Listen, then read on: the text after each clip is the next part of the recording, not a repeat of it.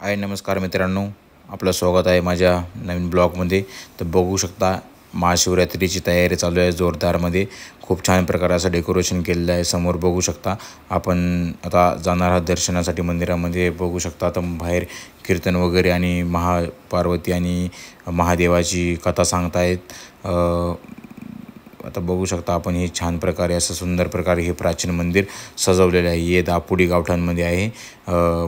माझ्या रूमपासून जवळच आहे। तर बघू शकता एवढी खूप गर्दी आज आणि आज महाशिवरात्रीनिमित्त बघू शकता खूप छान प्रकारे असं डेकोरेशन केले। आता लाईनमध्ये मी उभा आहे, लाईन आहे खूप मोठी। आता आपण लाईन म्हणून आता जाणार आहोत दर्शनासाठी आज मंदिरामध्ये। तर बघू शकता आता हे जे बघू शकता हे मंदिर जे आहे ते खूप प्राचीन आहे। या मंदिराची अशी मान्यता आहे की हे मंदिर पांडवकालीन आहे। या मंदिरामध्ये श्रीकृष्ण भगवान आणि पांडव येऊन गेलेले आहेत आणि हे मंदिर जे आहे हे मंदिर एका राक्षसाने बांधलेलं आहे असं आजूबाजूची लोक सांगतात। आता बघू शकता हे मंदिर खूपच प्राचीन म्हणजे दिसतंयच। आता किती जुनी इमारत आहे बघा, त्याचे बांधकाम बघा किती सुंदर आणि किती छान आहे आणि किती जुनं आहे। हे बघा हे शिवपिंड आणि आतमध्येही शिवपिंड आहे। बघू शकता तुम्हाला दाखवतो मी, तर चला आतमध्ये दाखवतो। तर हे बघू शकता ही शिवपिंड खूप जुनी आहे आणि खूप म्हणजे आता सध्या याचं याचं फरशी वगैरे बाकीचे काम आता केले, परंतु हे जे बाकीचं आहे ते वरती बघू शकता आपण, तुम्हाला दाखवतो मी। खूप छान प्रकारे असं त्यांनी जे गाभारा आहे ते खूप छान प्रकारे असं बनवलेलं आहे।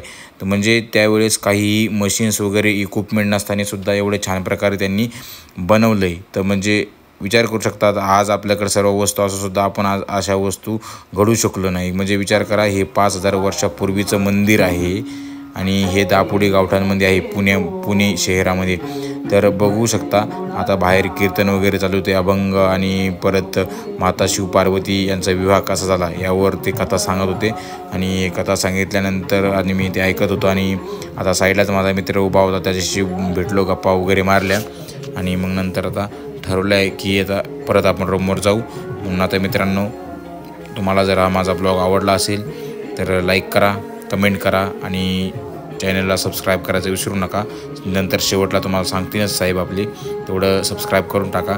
आणि खरंच म्हणजे अप्रतिम मंदिर आहे, तुम्ही बघितलंच असेल।